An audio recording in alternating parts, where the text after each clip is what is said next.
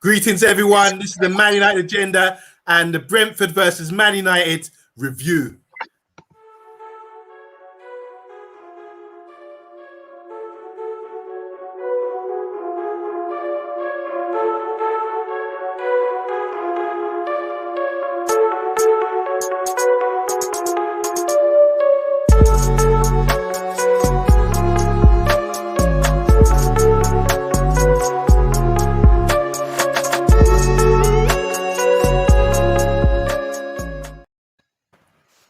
Yes, people, we're here, the four horsemen.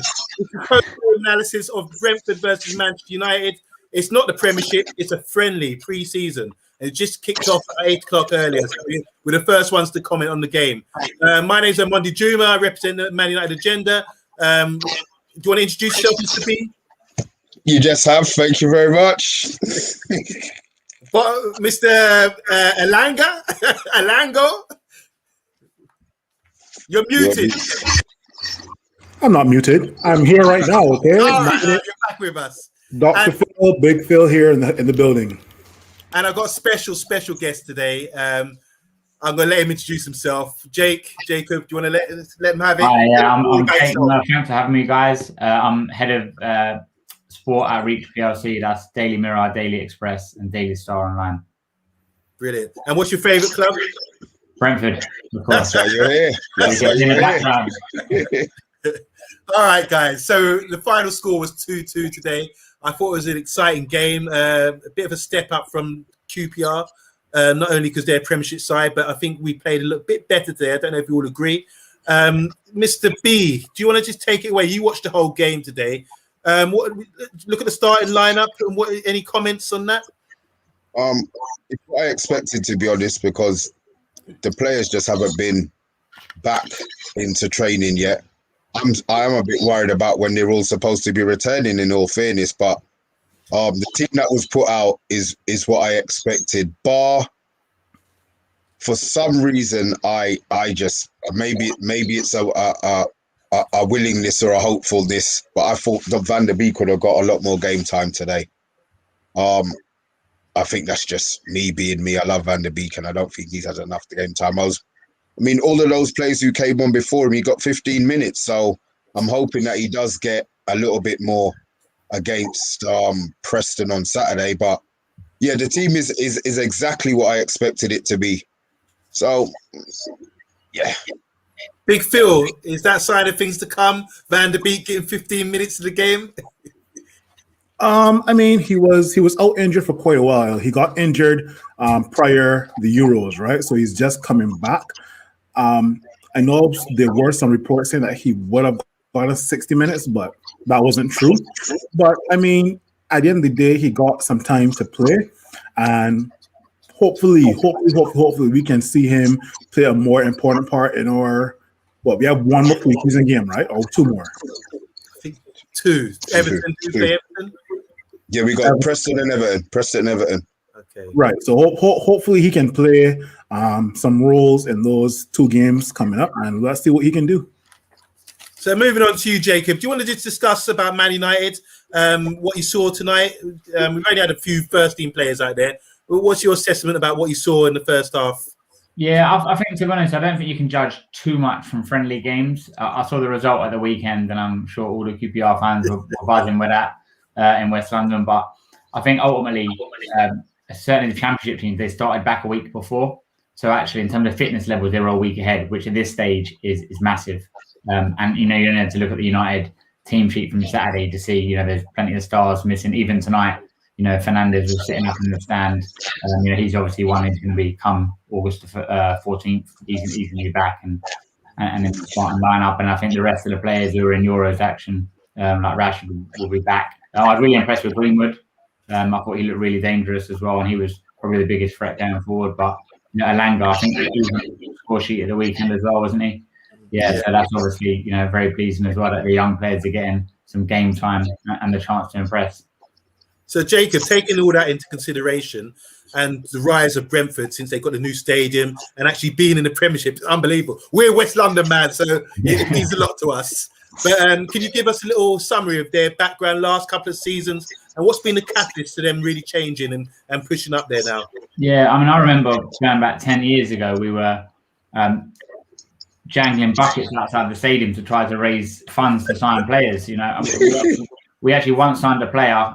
He got nicknamed the Coca-Cola Kid because we won a competition with Coke and we won 50 grand, and that paid his wages for a season. Chris Moore, his name was. He's now the manager of Hamwell Town. Obviously, I live right next door to Camel Town. Yeah, right local club. And you know, we made it out of League Two. We're in League One for a couple of years, made it out of League One, and we're an established Championship side. You know, we've been in the Championship for 6 or 7 seasons. But the past few seasons, we've really been knocking on the door. Last season, really unlucky to miss out on automatic promotion on the final day at the expense of West Brom, pipped us to it. But then I think losing to Fulham in the playoff final, we went again. We lost our best players. You know, lost Ollie Watkins, lost Syed Benrahma, but managed to bring in Ivan Toney, who's kind of been a revelation and has proved he can make this step up again. And then here we are. You know, went to Wembley, second time lucky, and I think in a kind of weird way, with the way COVID has kind of impacted kind of everyone's lives in the past year. Had Brentford season in the Premier League been last season, and then had they gone down at the, you know, first time, it wouldn't have been a great season for fans not having the opportunity to see their team in the Premier League. So you saw tonight, Brentford had fans travelling up for a friendly in midweek. That they obviously, you know, they're relishing the opportunity to go to these big places and kind of make the most of it. Brilliant. So what do you think about Toney? Because he smashed it in the Premiership, in the Championship last season, and this is after you got rid of Watkins. So can you talk to me quickly about your scouting network? Why is it so good? Where do you get these players from? And is Toney better than Watkins? Who's the better player? So, you know, to be honest, we don't sign players really who don't have a resale value. So that's why the club have been so successful, and we probably buy them a year before they're ready to make that next step up. So, for example, Neil Morpie, who's at Brighton now, we signed him in the first season. He's obviously getting to grips with English football and stuff like that. Then the second season, he was a revelation. Then he was sold. Syed Benrahma was the same. You know, look what he done last 2 seasons ago for Brentford. Then he was sold on for big money. You know, I could go on and on, but basically we buy players and identify them early. You know, develop them and give them that opportunity to get regular first team football. And the players know we won't stand in their way either. So it's a kind of a good deal for all parties. And even for the clubs we buy them off, they obviously include a kind of handsome sell-on clause in that deal. So Peterborough would have netted, you know, for Brentford going out, I'm sure they would have had a clause in that deal as well. So kind of everyone wins. Okay. Mr. B, is there anything you want to ask Brentford about what you saw tonight? Anything you want to probe him about? Any players you found attractive? Because now we got the main man from Brentford. He'll be able to tell you everything about them going into the new season. I mean, it's good. I mean, is that me echoing? Am I on an echo? Slightly. Okay, well, if it interferes, let me know. I'll cut out and cut back in. Yeah. How much of those players? Just because obviously I know about Toney. Baptiste scored the banger today, but how much of those players are actually first team players, or have you got a few out, or what's the setup? It was a bit of a mixture tonight. You know, there's some players from the B team who are playing tonight as well, pretty similar to United. I mean, I think obviously Toney was playing, was leading the line, but we've got 2 players who are in the Euros. You know, Christian Norgard and Matthias Jensen, who actually played in the semi-final against England. You know, right? And I don't think everyone's aware, but Brentford have more players in the Euros than Arsenal. Thanks for that. Thank you so That's much. Good ammunition. Jake, you did not go there. Jake, you did not go there. So I think whilst kind of people might look at Brentford as kind of the minnows, they have a lot of international experience outside of kind of maybe the major nations. But when England played Denmark in the Nations League last year and won at Wembley, Christian Norgard from Brentford was the man of the match. You know, so they have a lot of talented players. Just not that everyone would. They're not household names over here yet, but I'm sure after this season they will be. You know, like Brian Mbeumo took his goal really, really well. You know, he's one. We signed him from the French second tier for I think 5 or 6 million, but now he's probably worth 3 times that. You know, and that's the way we operate. Big Phil, Dr. Phil, what's your assessment on Brentford? Anything when you ask Jacob? Well, I know the guy who scored the equalizer for 1-1. I know he's from the Caribbean. Shannon Baptiste. Now he is someone who he's had a really frustrating time of injuries. He got signed from Oxford along with Tariq Fosu 18 months ago, but he spent almost the whole of last season out injured. And just to see him back on the pitch again is really pleasing. I think that scoring that kind of goal at somewhere like Old Trafford would do his confidence as well the world of good. And I think a lot of fans, having him back and fit is like having a new signing. You know, with a lot of these players, only time will tell whether they can make the step up. You know, there's no way. Ivan Toney has produced at every level he's played at. Yeah. Yep. However, I can't say he's going to be a success this year. No one knows. You know, and that's like a lot of players. And until they play at this level, you don't really know. I mean, he's played a handful of games earlier in his career at Newcastle. You know, when he was a youngster, but he's kind of got all the attributes physically. Not just in the attacking wise as well, but defensively, he's really, really strong and adds a really helping hand from set pieces and stuff like that. But Jacob, we've seen the rise of Ollie Watkins. Aston Villa spent a lot of money on him, and he's proven in the Premiership now. So I asked you earlier, but you swerved my question: who's better, Toney or Watkins? Haven't seen them both. I think they're different players. They're different players in that Watkins kind of runs the channels and stuff like that. You know. Whereas Toney really kind of leads the line and can come in deep and pick the ball. You wouldn't see him out as a winger, you know. He really is the focal point to Brentford's attack. So I can't really compare the two. I think if you're going to go on stats, then, you know, Toney scored more goals in the Championship than Watkins did the previous year. Okay. Guys, what we're going to do, we've got a lot of people tuning in today. Just going to run through a few questions here and statements people are making. Oi, oi, says Monzi. Muncie said Pierre got a belter, sorry. What a fantastic goal that was. Hi James, Liverpool fan says, are you connected? Are you concerned some of your big stars aren't back yet? Is that for Man United or Brentford? I think I'll start knowing, James. That's for us. That's for us. No. You want to answer that? The answer's no. Yeah, the answer's no. But we just saying we got a list of dates when they're all returning from the Euros and things. So it's another couple of weeks. They'll be back before the start of the season, I imagine. I think they're only going to get one game in, though. In all fairness, fair enough. Football. Brems says, "Good. How you doing, man?" He said, "Good evening, guys. We played better today. Good moments." Oh, it's OS. That's not with his alias names. Hi, OS. How you doing? Great show earlier. Check it out. Done a transfer show with Dr. Phil. And you, Mr. B. Was talking about the Dutch youth, looks positive, coming back. I thought he was injured. There was a lot of discussion, was there, about whether he was injured or not, which is Donny van der Beek. The luck was poor. I tend to disagree. We can just chat about that. I've got him as one of the agenda items. James is saying, James, has this match given your... Oh, he's asking you, Jacob. Sorry, Jacob. She's asking you, has this match given your players a boost of confidence despite some of the Man United big stars not starting?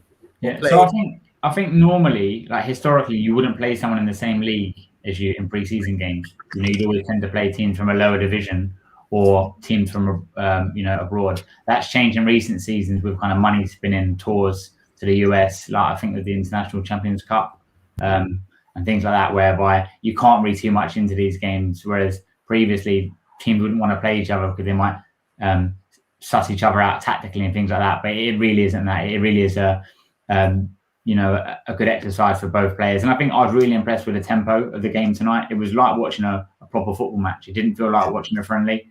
I don't know whether that's because teams didn't make substitutions until wholesale changes until much later in the game. But it was like a proper, both teams were really going at it, which was really pleasing to see. And I think for Brentford's players, although it's only a friendly, it will give them confidence that they can go to a place like this. You know, big crowd as well, 30,000 in the stadium. Noisy. Yeah, like, you know, Brentford wouldn't be too used to playing in stadiums like that, you know, which they're going to be playing in week out. I mean, there's some big grounds in the Championship, but just the idea of playing going to Old Trafford and playing. It used to be the kind of game where when you play a team like Man United or Chelsea or whoever, it was like a day out for the fans, and ultimately you play them in the cup. You know, no one was really expecting too much, but now we're going to these places as equals. You know, and you see last year, I know it's a little bit different because there's no fans, but Old Trafford wasn't the fortress that we've come to expect it from last year. I don't know whether that's because there was no fans in the stadium and stuff like that, but it wasn't. Teams could go there and pick up points. So that would definitely be pleasing for Brentford when they come to places like this.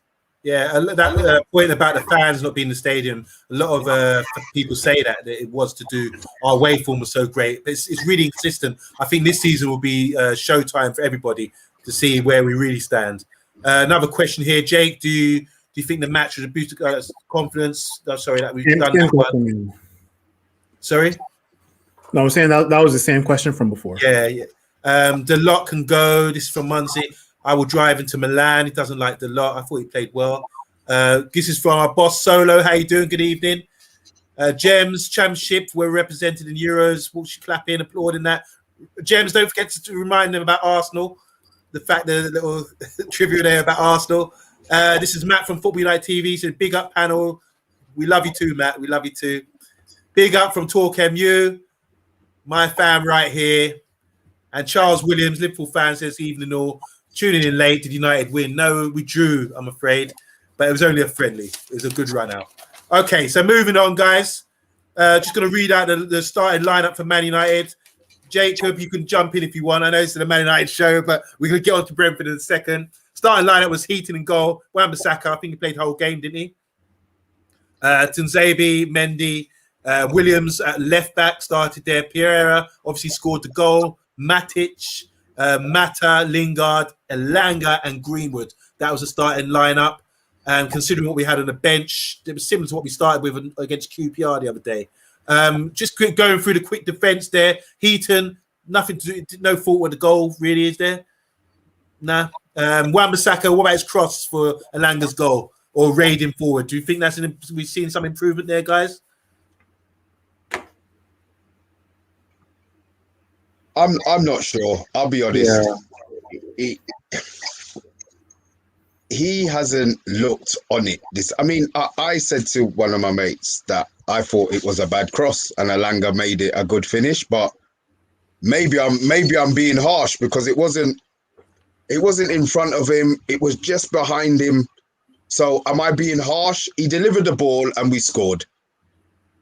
I don't think you're being harsh. I think it was. Yeah, I just don't think it was a great ball in. But we know what Wan-Bissaka's strengths are, and at 22, he's still got a lot of attacking progression to add. But this season, I think we probably need to see a little bit more from him. I tell you who I did like today, Mendy. Talk to me, guys. What do you like about him? What's he got? You see, with I was comparing him to Bailly, and already he seems to read the game better than Bailly did. There were certain times where he was stepping in front of Tony to take the ball from. There was another couple of Brentford players. I'm sorry, I don't know their names, but he was stepping in front of them and taking the ball from them. Bailly tries to go through players, but Mengi seemed to be timing. To have his timing more, decision making was more. I think him and Tuanzebe played okay. I think they played all right. I know it's a pre-season, and I know it's Brentford and they didn't have all of their players, but I was happy with how they played. So Matic, you know me and Matic. I don't think we should be playing with a tortoise in centre midfield, but that's for another day. The rest of them, I like. Yeah, Mengi. I was really impressed with him today. So we were talking earlier about the midfielders, and we were saying we were just trying to decide what's the best three. But do you think Pereira, after today, do you think he gets a look in? Big Phil, throw that to you. Pereira over the last couple of seasons has been known as the pre-season Pirlo, right? He reminds me of Tom Cleverley when we had him. Like, he performs well in pre-season, 10 out of 10. But then, like, when the real season comes around, it's like he disappears, right? Does Pereira get a look in? I mean, after going on 3 loans, I mean, what else more can United do, right? Is either sell him now or put him on the bench to play with the first team, right? I was talking to one of the guys in the group chat, and I told him that Ravel Morrison, Januzaj, and Pereira were the hottest prospects coming out of Man United's youth academy, and all three have been wasted, right? So does Pereira get a knock into the first team? Sure, but then let's see what he can do when put against simple teams in the Premiership, like your Evertons. When he's actually playing in the Premier League, where 3 points count. I want to see what he can do, right? So. Yeah, great. Took the goal, great. Great goal, Paul Scholes-esque, but we move on, right? I think realistically, come the start of the season, a lot of these players who play in these games won't be in and around the squad, or maybe even the club. That's just the way it is. Ultimately, at this stage of the season, when a lot of teams are changing their sides at half time, you need 22 players a game. In the Premier League, you're only going to be, you're only allowed to use 16 to play. Yeah. Well, 16 quality players, because now. So even the 22 who are in the squads tonight, that's not taking into account the likes of Fernandes who weren't there, Rashford who weren't there. So actually, it's going to be a lot more than 22. So a lot of these players aren't going to be in the reckoning come the first game of the season, and come the end of the window, and when the club have to name that 25-man squad. Ultimately, if you're not in the 25-man squad, you're not going to be left rotting in the reserves. So you're going to try and get a move elsewhere. Just curious, Jake. Would you any of the players for United tonight?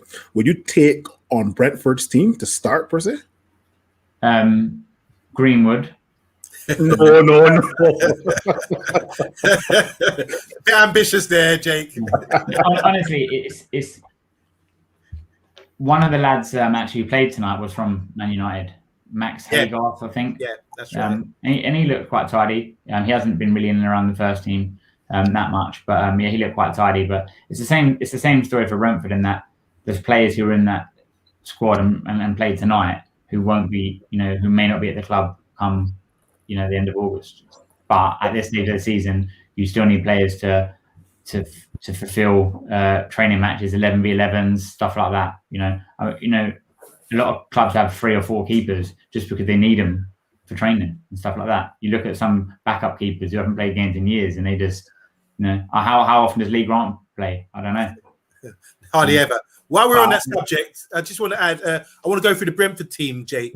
And for people doing fantasy football and things like that who don't know about the Brentford, you're going to get a good insight now from Jacob about what Brentford are really about. So the keeper, Real, I know he's played for Blackburn and he's good with his feet.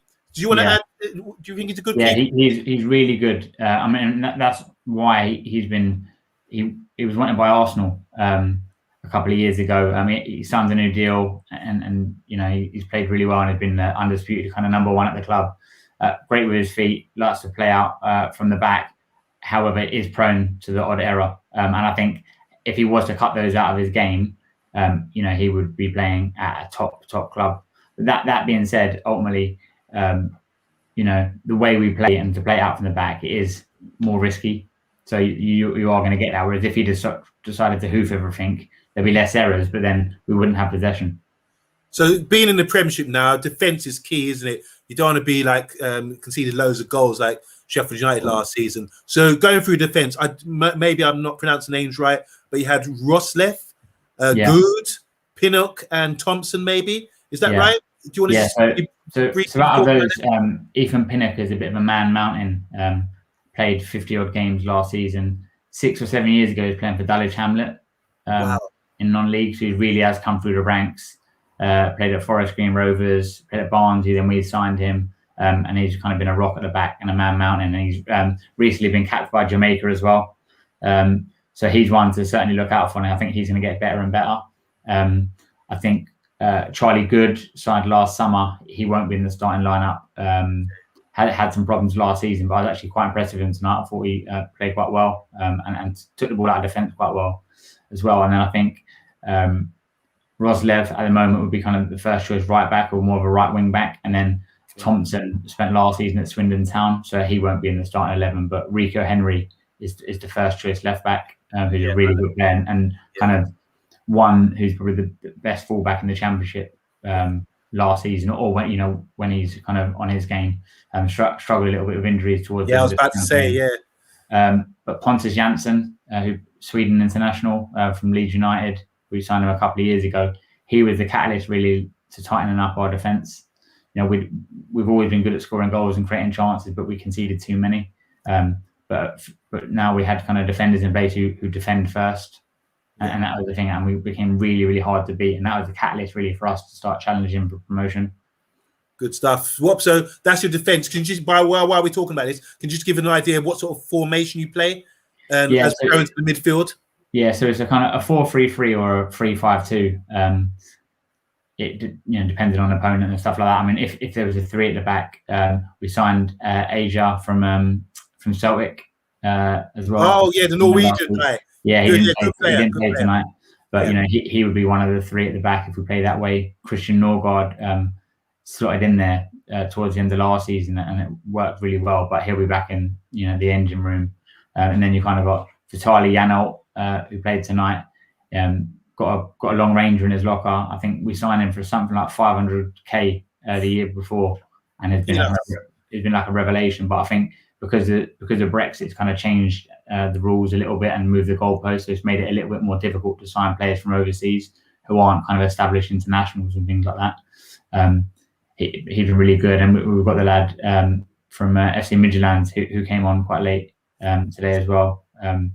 Signed him for I think around 10 million. So he's one. So midfield, not just today, but going into the season, what do you predict your midfield lineup will be? And any sort of gems there, anyone to look out for? So Christian Norgard, certainly from the Danish international, he's a really good and tidy player. If you rewatch the game against England, when he came on in practically every game in the Euros, was really, really tidy, more of a defensive player. Then you've got Matthias Jensen, who's a kind of ball player. He came off, actually, he was the one who gave away the penalty against England in the semi-final. So, it was a name that people might recognise, but he's a really tidy player and really can unlock a defence. So if you talk about fantasy football, he'll be a man for assists, that's for sure. Good. And who's a Spanish guy? He's been around the championship for ages, but he's playing. Canos. Canos. It depends on the formation, but he would play out wide in either a 4-3-3, or if he played 3-4-3, he's also played as a kind of wing back as well. He's a kind of fans' favourite. I heard the fans chanting his name tonight. I think he got 9 goals last season. So depending on where they class him, if they class him as a midfielder, he might be a good bet as well on the fantasy side. And Tony, would you say put Tony in his fantasy team? Yeah, of course. Yeah. I mean, the thing is, he's the penalty taker as well. Okay. I think he got 12 from the penalty spot. And if you've seen any of his penalties last season, this guy is ice cool. Yeah. He is so relaxed. One step, waits and just slots it every time. So, guys, what do you think of talking about Brentford? We're going to go into some questions in a minute. Do you think they survived, Mr. B? Dr. Phil, do you think they'd be all right? I know it's hard to assess at this time, but what do you think about Brentford, the setup? You go first. I mean, I hope they survive. Let's do fingers crossed, and they have a good team to sustain for at least one season in the Premier League, right? That's just my opinion. Right, so let's see what Brentford can do. If I were a Brentford fan, I probably am looking at maybe staying up first. And if we do, and if we as a Brentford fan see that our team stays up for one season, then next season you can probably aim for maybe a top 13, top 14. I don't know if that resonates with you, Jake, or say. Yeah, I think for the first season, fans will just want to stay up. So 17th place kind of will be good enough. I think the start of the season will be key, to try and get confidence and stuff like that. If we can get 3 points on a board kind of early on, or pick up a point against Arsenal or something like that, all of a sudden, people are more optimistic. But if you start the season, you go into the international break having picked up 1 point out of a possible 15 or whatever's available, then all of a sudden it's a different kind of mood around the place. I mean, look at when Blackpool were in the Premier League a few years ago, and they made an incredible start. They actually ended up going down, but they were a breath of fresh air, and they had an unbelievable start to the season, but they absolutely collapsed in the second half and kind of went down at the end. But I think, the way they play, Brentford, they are easy on the eye. And I think a lot of teams will want to see them do well because of the way the clubs run. I'm not saying this, but I don't know many clubs who have run as well as Brentford. certainly in the lower leagues, in terms of the way they buy and sell players and give young players a chance. So, you know what, Jacob? I think I'm a Brentford fan. I mean, that's my local team, as you know. But I think Uwe Rosler, when he came into the side many years ago now, I think he's the one who's a catalyst of change for the way they scout, the way they play their football. I put it down to him. I don't know what you think, but like ever since he came in, he's definitely imprinted his vision and professionalism on the side. So I think his appointment was part of the whole changing culture of the club in terms of the way we had a sporting director. So it wasn't a manager, therefore, who was buying the players. It was kind of a people behind the scenes and the scouting team into having more of a say. What that meant was, if, for example, a manager gets sacked, the new manager doesn't come in and get rid of 10 players and bring another 10 in, which isn't sustainable for any business. But if you bring in the manager has to fit the mold of the football club, like Swansea, kind of going back a few years, that the manager comes in the same style of play, whoever's the manager. And like when Dean Smith left to go to Aston Villa, Thomas Frank was a coach who no one had heard of that stepped up because he's already in the building, knew the way that the team worked and operated. So I think you're definitely right in that when Rosler came in, he played a high pressing game, changed the way they played, and he was definitely the starting point for all of this. And then he went to Wigan and Mark Warburton took over, and he was a sporting director, and took them to promotion that season. Sorry, go on. Sorry, yeah. Do you think you're going to, Jake? Do you think you're going to try change your style of play for this season? Good question. It's interesting you say that because I rated Fulham as one of the best teams in the Championship, really good at playing football. And however, you're now playing against teams who are better than you, essentially, at playing football. So when you play against them, if Brentford play Man City in a really expansive game, the chances are they're going to get opened up. But do you sacrifice all your morals and then go and play like, historically like a Bolton, from back in the day or something like that, who would be really, really hard to beat? That isn't really in the club's DNA. So I think when we play some games, it'll have to be hard to beat, put a few more players behind the ball. But ultimately, when we're playing teams of similar kind of teams who are in and around us, who when we're playing the Watfords and the Norwiches and teams like that, who we want to pick up points against, we really need to stick to our guns and play that way. But it's a good point. It is a really interesting thing because ultimately, like when I mentioned Blackpool earlier, they were great to watch and easy on the eye, but ultimately they went down that season. All right. Going through some questions here. So we've got Charles Williams. He's asking, teams have been going to Old Trafford thinking they get 3 points for pure time. Sure, Palace beat you under Louis van Gaal, or was it Brighton? A bit of a dig there. Andy Herbert said, big up Amondi in the panel. Phil Jones is world class, but he's gone, I'm afraid. Charlie Hibbert, how you doing, man? Big up. See you tomorrow. Charles Williams said, do you wish that Terence, Arnold, is it? We had Arnold. Come on. You're not here for Liverpool today. Pereira out. So it says OS. He said he needs to go. Is that out on a transfer or loan? Because Big Phil, I agree with you, Big Phil. I think loan's done with now. He needs to go, maybe. Can't pronounce his name. OS, spot on, Jake. Yeah, this for you, Jake, says spot on. We're not seeing most of the guys when we start the season. Yeah, they'll be gone by then. Munsey says, you're still on here? Yet we are. Johan United says, my guy Alanga bagged. Didn't watch the game. Was he any good? Anyone want to answer that? Still raw. He took the goal. He took the goal well, but if we can capitalize on his speed, because the guy has some pace, right? If we can definitely utilize his speed well, because he can finish and he has speed, right? And that's a rare attribute in some footballers these days, right? So he's still a bit raw. Will he get a sniff into the first team? Well, he's knocking, but that's up to Ole Gunnar Solskjaer, right? Today he was decent enough, but 2 goals in 2 preseason games is a pretty good record. Okay. All right, guys, want to wrap it up now. Jacob, once again, thank you for coming on. Fantastic insight into Brentford, something we won't get anywhere else. We only get the best on the show. And you certainly delivered today. I'd like you to come back throughout the season.